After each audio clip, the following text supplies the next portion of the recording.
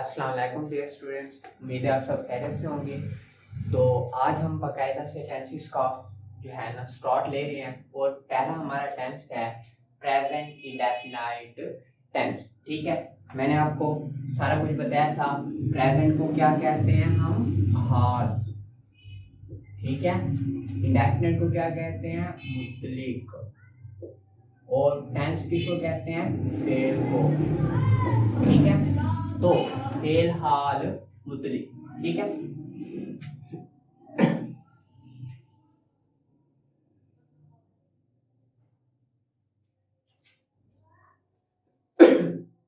अस्सलाम वालेकुम स्टूडेंट्स, उम्मीद है आप सब खैरियत से होंगे। तो आज हम बाकायदा से टेंसेस का आगाज ले रहे हैं। पहला टेंस है हमारा प्रेजेंट इंडेफिनाइट टेंस। हमारे पढ़ने का तरीका ये होगा कि हम सारे के सारे पहले इंडेफिनाइट वाले पढ़ेंगे, फिर सारे कंटीन्यूअस वाले, फिर सारे परफेक्ट वाले, फिर सारे परफेक्ट कंटीन्यूअस वाले। ठीक है, इनमें रिलेशन है तो इस तरह से पढ़ने में ही आपको ज्यादा आसानी होगी। प्रेजेंट इंडेफिनिट आपको पता है, प्रेजेंट हाल को कहते हैं, इंडेफिनिट मुतलिक को कहते हैं, टेंस फेल को कहते हैं। पहले पहले हम किसका नाम लेते हैं? पहले नंबर पर हम टेंस का नाम लेते हैं, फिर दूसरे नंबर पर हम पहले वाले लेंगे। प्रेजेंट है तो इसका नाम लेंगे यानी हाल, फेल, हाल। और इंडेफिनिट किसको कहते हैं? मुतलिक। तो इसका उर्दू में नाम बन जाएगा फेल, हाल, मुतलिक। ठीक है, फिर मैंने आपको बताया था प्रेजेंट के आखिर में क्या आता है हमारे पास? है, हो, हूं। कोई भी फिक्रा जिसमें आखिर में ये चीजें आ जाएं तो वो प्रेजेंट का ही होगा। ठीक है, आगे जिसके साथ ता ती ते होगा तो वो इंडेफिनाइट का ही होगा। तो जब इनको दोनों को मिलाएंगे, ता है, ती है, ते हैं, तो ये इनकी पहचान बन जाएगी। प्रेजेंट इंडेफिनाइट की पहचान क्या बन जाएगी? ता है, ती है, ते हैं वगैरह। आगे ता हूं वगैरह भी आ सकता है। ठीक है, तो ता हमें बता रहे ये क्या है हमारे पास? इंडेफिनेट है। और है हमें बता रहे ये प्रेजेंट है। तो ये सारी चीजें आपको बेसिकली पता होनी चाहिए। और हमने पढ़ा था इंडेफिनेट के जो टेंस होते हैं उनमें कौन सी फॉर्म यूज होती है? फर्स्ट फॉर्म होती है, सिवाय एक के। और वो भी मैंने आपको बताया था, वो था पास्ट इंडेफिनेट। ठीक है, फर्स्ट फॉर्म यूज होती है। इसमें हेल्पिंग वर्ब क्या होता है? डू होता है या डज होता है। ठीक है, डू किसके साथ लगता है? जमा के साथ। डज किसके साथ लगता है? वाहिद के साथ। ठीक है, इसमें इजाफा करते हैं हम एस का या ईएस का। ठीक है, और इजाफा हमेशा किसके साथ होता है बच्चों? इजाफा हमेशा सब किसके साथ होता है? हमेशा वर्ब के साथ होता है, वर्ब के साथ। ठीक है ना, ये ना हो कि आप नाउन या प्रोनाउन या कोई सब्जेक्ट है उसके साथ इजाफा या ऑब्जेक्ट के साथ नहीं करना होता। हमने इजाफा हमेशा वर्ब के साथ ही करना होता है। जैसे प्ले है, वो एक फॉर्म है, तो इसके क्या बन जाएगा? प्लेज। एस ये इसका इजाफा करेंगे तो अब आपको पता होना चाहिए एस का इजाफा किसके साथ होता है, एस का इजाफा किसके साथ होता है।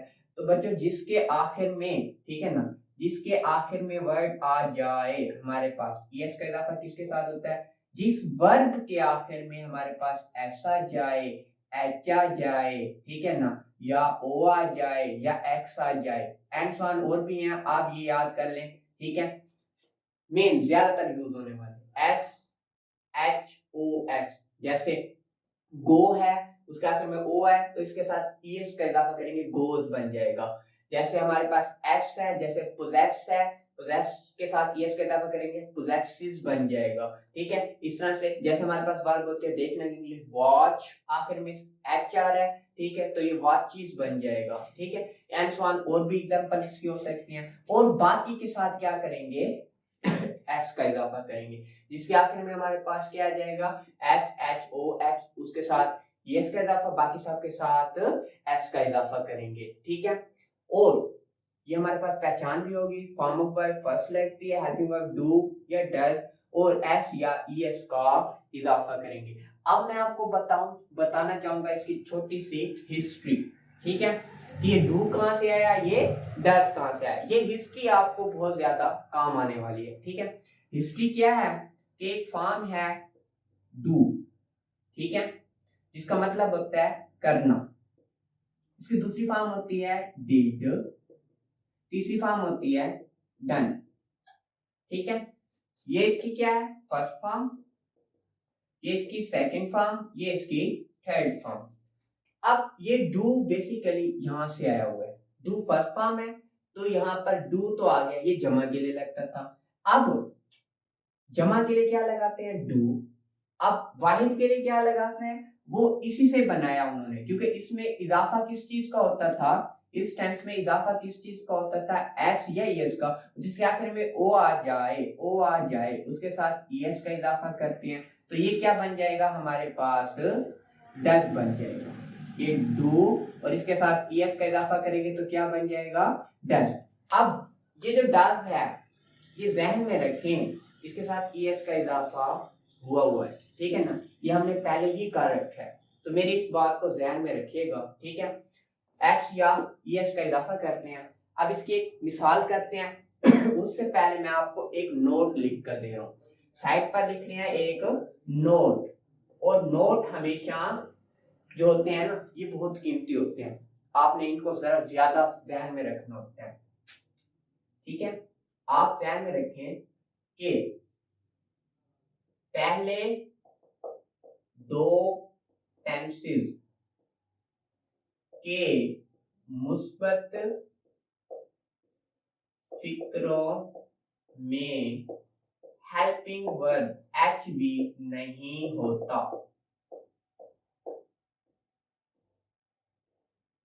पहले दो टेंसेस के मुस्बत फिक्रों में पहले दो टेंसेस, मैंने आपको बताया पहले प्रेजेंट डेफिनेट पढ़ेंगे, इसके आगे पास्ट इंडेफिनिट आना है, ठीक है। तो इनके मुस्बत फिक्रों में हेल्पिंग वर्ब नहीं होगा, ठीक है, मुस्बत फिक्रों में हेल्पिंग वर्ब नहीं होगा। मुस्बत का भी मैंने बताया था आपको, वो मैंने आपके पीछे पिछली वीडियोस जो बनाई हैं आप उनको जरा सुन लें कि जुमले जो होते हैं 4 तरह के होते हैं, वो सारा इन डिटेल दिया हुआ है, तो आपने देख लेना है कि मुस्बत फिक्रा कौन सा होता है, ठीक है। अब मैं लिख रहा हूं इसकी मिसाल, और एक ही मिसाल को हमने 12 के 12 टेंसेस में पढ़ना है, ठीक है। तो ये ताकि आप लोगों को कंसेप्ट क्लियर हो, ठीक है ना, टेंसेस का कंसेप्ट क्लियर हो। एक मिसाल लिख रहा हूं, असलम क्रिकेट खेलता है, ठीक है, असलम क्रिकेट खेलता है। अब यहां से हमारे पास क्या हुई है, इसकी पहचान हुई है, आखिर में क्या रहता है, ता हमें बता रहा है इंडेफिनिट है हमें बता रहा है प्रेजेंट है, तो ये बन गया प्रेजेंट इंडेफिनिट। तो इस पर ये सारे जो है ना हमने क्या करने हैं, रूल्स अप्लाई करने हैं, तभी इसका क्या आएगा, आंसर निकलेगा। और आपको पता है असलम क्या है हमारे पास, असलम क्रिकेट खेलता है, तो कौन खेलता है, असलम, तो ये हो गया हमारे पास सब्जेक्ट, काम करने वाला। अब क्या खेलता है, क्रिकेट, तो काम किस पर होगा, क्रिकेट पर, तो ये हो गया हमारे पास ऑब्जेक्ट। अब खेलना से खेलता है, तो ये हमारे पास वर्ब हो गया। खेलना की इंग्लिश भी आप लोगों को आती होगी, ठीक है। उसके बाद खेलना से खेलता है। अब जरा हम देखते हैं कि फिक्रा कौन सा है, ये हमारे पास मुस्बत है। और उर्दू में आप देख लें, तरतीब देखो किस तरह से आ रही है, SOV, उर्दू तरतीब में इधर लिख देता हूं, उर्दू तरतीब कैसे होती है, सबसे पहले आता है एस, ठीक है, फिर आता है ऑब्जेक्ट और फिर आता है वर्ब, ठीक है। तो ये उर्दू की तरतीब, ठीक है। उर्दू में तरतीब में सबसे पहले सब्जेक्ट, फिर ऑब्जेक्ट और फिर वर्ब, इस तरह से आता है। अब जब इंग्लिश में तरतीब लिख रहा हूं, इंग्लिश में तरतीब, तो ये तरतीब आपने याद रखनी है, ये बेसिकली एक स्ट्रक्चर बता रहा हूं मैं आपको। इंग्लिश तरतीब कैसी होती है, इंग्लिश तरतीब में सबसे पहले आता है सब्जेक्ट, फिर आता है हेल्पिंग वर्ब, ठीक है, क्या आता है, हेल्पिंग वर्ब, ये सब्जेक्ट फिर हेल्पिंग वर्ब फिर वर्ब और फिर ऑब्जेक्ट। ये इंग्लिश की तरतीब है जो हमेशा होगी, तरतीब चेंज नहीं होती, तरतीब होती है ऐसे ही होती है, ठीक है ना। लेकिन जो रूल जहां पर यानी कि क्या होती है, थोड़ी बहुत चेंज का मसला होता है, तो वहां पर मैं आपको बताऊंगा, लेकिन नहीं है मसला, तकरीबन ये 99% चलने वाली तरतीब है, तो आपने याद रखना है। सबसे पहले क्या आता है, सब्जेक्ट पहले नंबर पर, दूसरे नंबर पर हेल्पिंग वर्ब, तीसरे नंबर पर वर्ब, चौथे नंबर पर ऑब्जेक्ट, ठीक है। तो ये तरतीब ध्यान में रखनी है। अब ये फिक्रा देखो, असलम क्रिकेट खेलता है, ये कौन सा फिक्रा है, मुस्बत है, ठीक है। तो मुस्बत में हम क्या करेंगे, तरतीब तो हमारे पास ये थी ना, सबसे पहले सब्जेक्ट, फिर हेल्पिंग वर्ब, फिर वर्ब और फिर ऑब्जेक्ट। अब हमारे पास मुस्बत फिक्रे में क्या होता है, हेल्पिंग वर्ब नहीं होता। ठीक है, क्या होता है, हेल्पिंग वर्ब नहीं होता। पहले दो टेंस, प्रेजेंट डेफिनिट टेंस और पास्ट डेफिनिट टेंस के मुस्बत फिक्रों में हेल्पिंग वर्ब नहीं होता। तो हमने सब्जेक्ट लिखना है असलम, असलम की इंग्लिश लिख देंगे असलम, और फिर हमने क्या लिखना है, हमारे पास वर्ब, वर्ब क्या है, खेलना से, खेलना की इंग्लिश क्या होती है बच्चों, प्ले। ठीक है, तो यहाँ पर लिख देंगे प्ले। और असलम चूंकि हमारे पास क्या है, वाहिद है, काम करने वाला हमारे पास वाहिद है। ऐसे इसका इजाफा कब करते हैं, जब हमारे पास क्या है, जब हमारे पास सब्जेक्ट वाहिद हो, एस वाहिद हो यानी सब्जेक्ट वाहिद हो, तो हम एस या यस का इजाफा करते हैं। और वर्ब के साथ इजाफा करते हैं तो इसके आखिर में प्लेस यानी कि एस लगा देंगे, क्योंकि इनमें से कोई नहीं है तो यस नहीं लगा सकते। और क्या खेलता है, क्रिकेट, तो यहाँ पर लिख देंगे क्रिकेट। ठीक है, तो बच्चे ये आपने ध्यान में रखना है कि प्रेजेंट डेफिनिट टेंस के पहले मुस्बत फिक्रे में हेल्पिंग वर्ब नहीं होता, ना डू लगाना है ना डज, कोई भी नहीं लगाना। ठीक है, उसके बाद इसका मनफी बनाएंगे तो वो बनेगा असलम क्रिकेट नहीं खेलता है। देखो वही टेंस है, पहचान सारा कुछ वही है, लेकिन इसमें क्या आ गया, नहीं। और नहीं की इंग्लिश क्या होती है बेटा, नॉट। क्या होती है, नॉट। अब नहीं कहां लगाते हैं, तो ये मैं आपको यहां पर थोड़ा अलग लिख कर दिखा रहा हूं। हेल्पिंग वर्ब जो होता है ना, उसके बाद, और एक और बात बता रहा हूं, हेल्पिंग वर्ब के, ठीक है ना, हेल्पिंग वर्ब के पहले जो अदद होगा उसके बाद, ठीक है। नॉट कहां लगाते हैं, मैं दोबारा से यहां पर सही तरह से लिख रहा हूं। नॉट कहां लगाते हैं, हेल्पिंग वर्ब के पहले अदद के बाद क्या लगाते हैं, नॉट लगाते हैं, जब आपने मनफी बनाना। क्या, हेल्पिंग वर्ब के पहले अदद के बाद नॉट लगाते हैं, क्योंकि हेल्पिंग वर्ब हमारे पास कुछ होते हैं जो दो दो वर्ड पर मुश्तमिल होते हैं। जैसे हमारे पास एक तो है ना, डू और डज। अब ये डू, अब असलम के साथ क्या लगना है, आपको पता है असलम वाहिद है, इसके साथ डज लगना है, असलम, ठीक है, डज। अब देखो मनफी फिक्रे के अंदर तो हेल्पिंग वर्ब अन है, तो तरतीब हमारे पास वही होगी, सब्जेक्ट, हेल्पिंग वर्ब, वर्ब और फिर ऑब्जेक्ट। अब चूंकि असलम के साथ डज लगता है तो इसका पहला और आखिरी अदद यही है, ठीक है ना, ये पूरा का पूरा अदद डज ही है, एक ही है, तो इसके बाद नॉट लगा देंगे, असलम डज नॉट, और क्या लिखेंगे, प्ले क्रिकेट।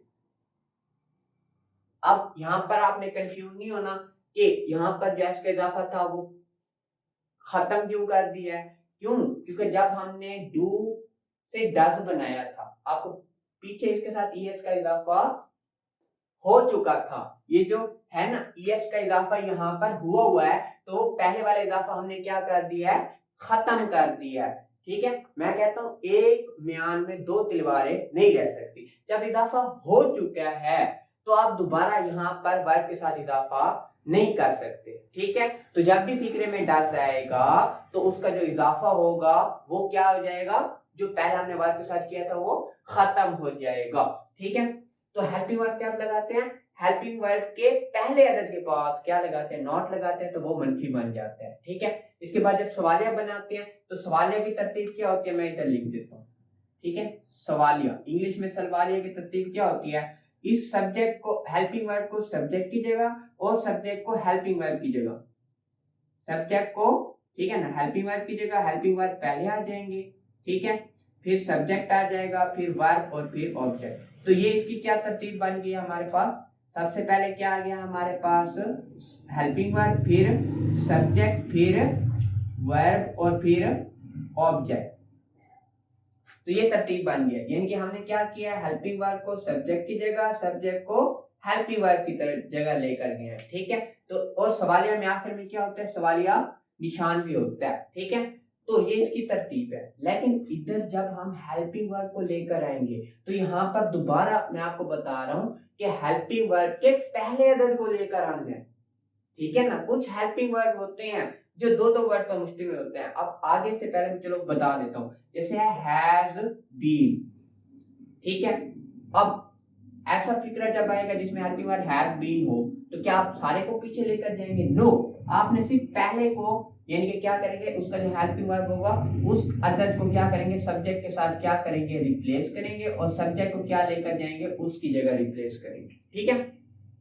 तो इसको डस को इधर, असलम को इधर, हेल्पिंग वर्ब इधर, सब्जेक्ट इधर चला जाएगा, तो ये बन जाएगा डज असलम प्ले क्रिकेट।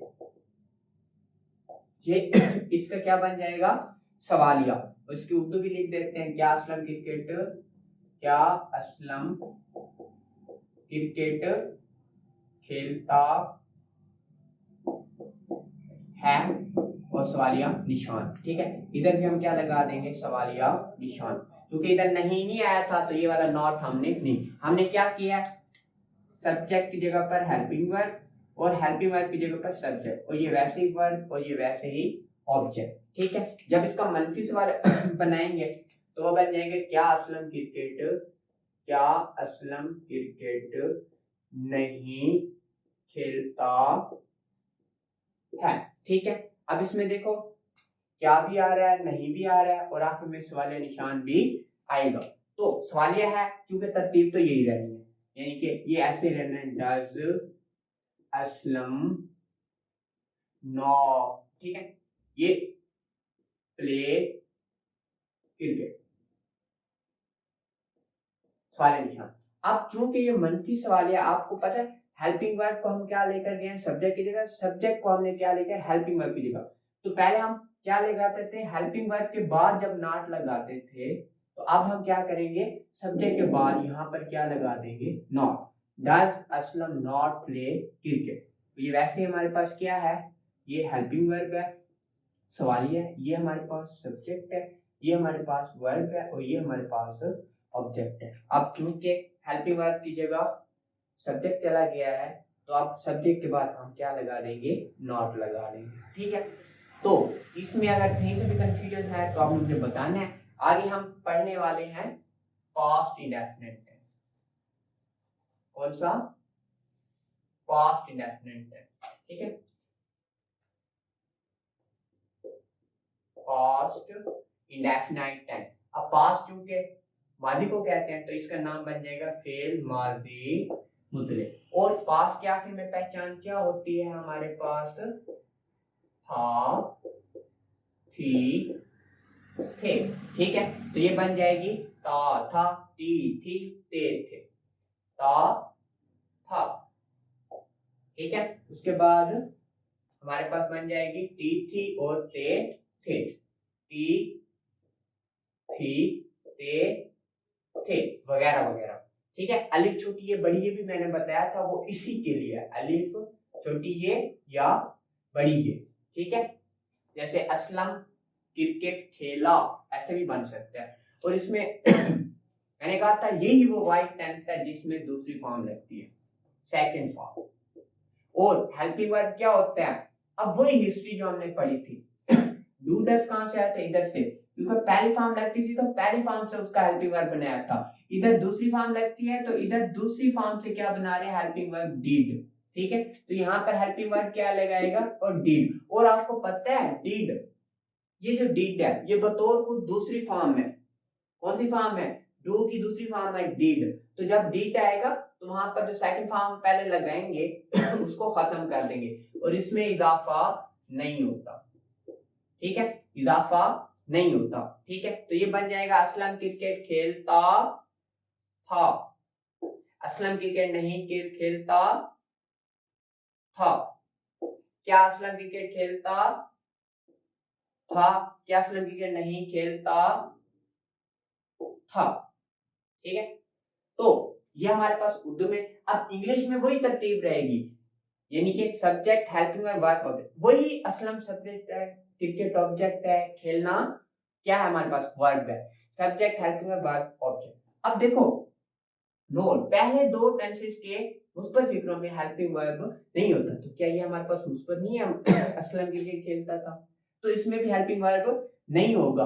तो प्ले है, इसमें दूसरी फॉर्म प्लेड आ जाएगी। Aslam played cricket, Aslam cricket खेलता था, या असलम ने क्रिकेट खेली, असलम प्लेड क्रिकेट, क्योंकि आखिर में खेली फेल से बन रहा है, तो ये मैंने आपको बताया था। ठीक है, उसके बाद इसके बाद क्या हो गया, हेल्पिंग वर्ब लगाएंगे, असलम के साथ क्या लगाएंगे, डिड। अब ये डिड है क्योंकि अकेला है, तो अकेला सबके साथ क्या लगना है, डिड ही लगना है, चाहे असलम हो चाहे जो भी हो। असलम डिड नॉट, ठीक है, ये क्या आ जाएगा हमारे पास, डिड नॉट प्ले क्रिकेट। वही हेल्पिंग वर्ब के बाद क्या लगा देंगे, नॉट लगा देंगे, तो ये बन जाएगा हमारे पास मनफी। लेकिन हेल्पिंग वर्ब के पहले, तो यहाँ पर पहले अदद है तो यहाँ पर इसके बाद, और इसको क्या करेंगे, हेल्पिंग वर्ब को सब्जेक्ट की जगह, सब्जेक्ट को हेल्पिंग वर्ब की जगह लेकर जाएंगे, तो ये सवालिया बन जाएगा। तो यहाँ पर क्या लगा देंगे, डिड असलम प्ले क्रिकेट। और यहाँ पर देखो प्लेड था, जब डिड लगाया तो मैंने प्ले कर दिया। अब प्ले क्यों किया, क्योंकि डिड के साथ पहले ही क्या है, वो दूसरी फॉर्म है, तो इधर दूसरी फॉर्म हम दोबारा नहीं लगा सकते। और यहाँ पर जब मनफी वाले बनाएंगे, क्या असलम क्रिकेट नहीं खेलता था, तो वो बन जाएगी did Aslam not play cricket. Okay,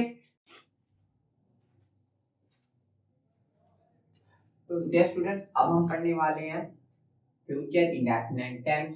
future indefinite tense को कैसे नाम देंगे, पहले टेंस का नाम, फिर यहाँ पर जो पहले इनके जो है दूसरे नंबर पर हम इसका नाम लेते हैं, फिर तीसरे नंबर पर जो यहाँ पर होगा। ठीक है, तो टेंस को फेल कहते हैं, फ्यूचर को मुस्तकबिल, इंडेफिनिट को मुतलिक, तो ये बनेगा फेल मुस्तकबिल मुतलिक। इसकी पहचान क्या होती है, इसमें आखिर में इंडेफिनिट में ता ती आता था, लेकिन इसके साथ हमने फ्यूचर वालों के साथ थोड़ा सा इशू होता है, उनमें हमने ये ता ती वगैरह नहीं लगाना। इसकी पहचान क्या हो जाएगी, सिर्फ फ्यूचर वाली गा डी जे, इसकी पहचान होगी। इसमें फर्स्ट फॉर्म ऑफ वर्ब लगते हैं, इसमें हेल्पिंग वर्ब विल और शैल होते हैं। जो शैल होता है वो सिर्फ आई और विल फर्स्ट पर्सन के साथ लगता है, बाकी सब के साथ विल लगता है, और इसमें इजाफा नहीं करते। जैसे असलम क्रिकेट खेले, गौ, आखिर में गौर है, तो ये कौन सा है, फ्यूचर इंडेफिनिट टेंस है। और इसके साथ हमने इसकी इंग्लिश बनानी है, तो आपको पता है ये सब्जेक्ट है, ये ऑब्जेक्ट है, ये वर्ब है। इंग्लिश की तरतीब जो होती है, आगे हमने पहले दो पढ़े थे, उनमें हमारे पास मुख्तलिफ फिक्रों में हेल्पिंग वर्ब नहीं होता था, प्रेजेंट इंडेफिनिट में और पास्ट इंडेफिनिट में। आगे जितने भी आएंगे टेंसेस, ठीक है, उनमें क्या होगा, मुख्तलिफ फिक्रों में भी हेल्पिंग वर्ब होगा। तो उनकी तरतीब होगी, सबसे पहले सब्जेक्ट, फिर हेल्पिंग वर्ब, फिर वर्ब और फिर ऑब्जेक्ट। यहाँ पर सब्जेक्ट क्या है, असलम है, असलम के साथ विल लगेगा, क्योंकि आई विल के साथ क्या लगता है, तो बाकी सब के साथ विल, असलम के साथ विल लगेगा। First form of verb play, खेलना इंग्लिश प्ले, और क्रिकेट ऑब्जेक्ट है, तो असलम विल प्ले क्रिकेट, ये बन जाएगा मुस्बत। अब मनफी बनाएंगे, तो मनफी में क्या होता है हमारे पास, नहीं आता है, नहीं की इंग्लिश नॉट होती है। हेल्पिंग वर्ब के पहले अदद के बाद क्या लगाते हैं, नॉट लगाते हैं, तो Aslam will not play cricket. ये जो नॉट है ये किसके लिए लगाया है, मनफी बनाने के लिए। जब सवालिया बनाएंगे तो हेल्पिंग वर्ब को सब्जेक्ट की जगह, सब्जेक्ट को हेल्पिंग वर्ब की जगह विल पहले आ जाएगा, असलम प्ले क्रिकेट, नॉट नहीं लगाएंगे क्योंकि इसमें नहीं आ रहा। मनफी सवालिया बनाएंगे, क्या असलम क्रिकेट नहीं खेलेगा, तो इसमें क्या आएगा हमारे पास, क्योंकि सवालिया है तो ये तरतीब वैसे रहनी है, पहले हेल्पिंग वर्ब सब्जेक्ट फिर वर्ब फिर ऑब्जेक्ट, सवाल निशान। अब पहले सब्जेक्ट, पहले हेल्पिंग वर्ब के बाद नॉट लगाया था, अब क्योंकि ये रिप्लेस हो चुकी हैं तो आप सब्जेक्ट के बाद नॉट लगा देंगे।